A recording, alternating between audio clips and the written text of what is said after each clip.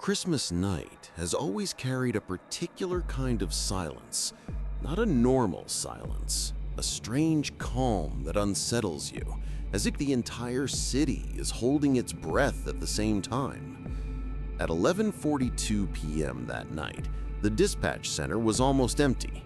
The loudest sound was the hum of the monitors. I'd taken a few light calls, fireworks complaints, drunk neighbors arguing, nothing unusual. Then, the call came in.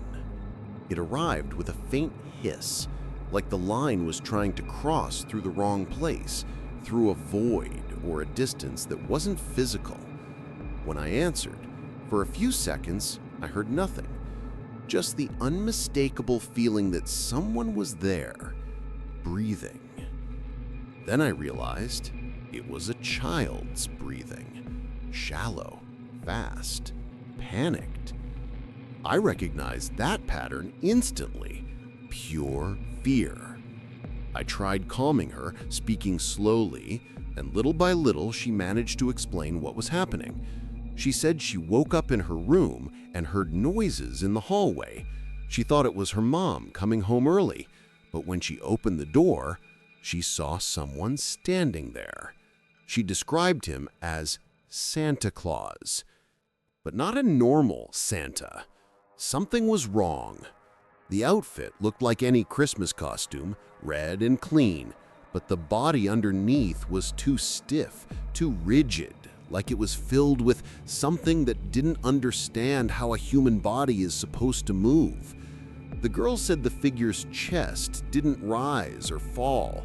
It didn't breathe, and when it opened its mouth, no voice came out, only a deep, dry, cracking sound like wood splitting from the inside. As she described all this, I was typing her address to send a patrol unit, and then I saw something that made my stomach drop. The house was registered as empty. The family had left earlier that morning. There were no children living there, and according to the neighbors, the lights had been off all night. But the call was coming from that address, exactly from that house. The girl said she couldn't turn her back to the figure. Every time she blinked, it appeared closer, without making a single movement, as if it occupied the space between her blinks, an impossible, silent approach. She was shaking as she spoke, and in the background of the call, I started hearing footsteps. Not normal footsteps, dragging, uneven, too heavy, like each step was forced, artificial, unnatural. The static grew louder every time the thing moved, as if its presence interfered with the connection.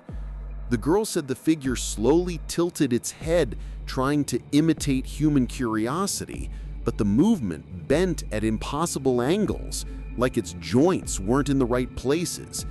She said it had no eyes, only two black holes, deep, empty, like bottomless pits. The patrol arrived at the location. While the girl whispered in terror, describing the creature standing before her, the officer spoke through the radio. "Dispatch, we're at the door. The house is completely dark." I confirmed the call. They went inside. "Dispatch, no one's here. The house is empty. Repeat, empty. No child, no furniture in the hallway, no power on anywhere." And yet, I could still hear the girl breathing in my headset. Loud, desperate, real. The team cleared the rooms one by one, describing an abandoned house, while the girl said the figure was now kneeling in front of her, her face so close she could feel the cold air from its presence, even though it wasn't breathing. She said the thing started moving its jaw, and before she could finish, the call filled with a deep, guttural sound, something hollow, cavernous, coming from inside an empty space, a noise that wasn't human. The interference spiked so violently, the audio tore in my ears. And then, the call dropped. No ending. No sound. Nothing. Just absolute silence. I tried calling back. The system displayed, "Number does not exist." The officers, still inside the empty house, confirmed again. "Dispatch, whatever call you got did not come from here." But I heard it. I was there. I felt it. And on Christmas night, no one should have been inside that house.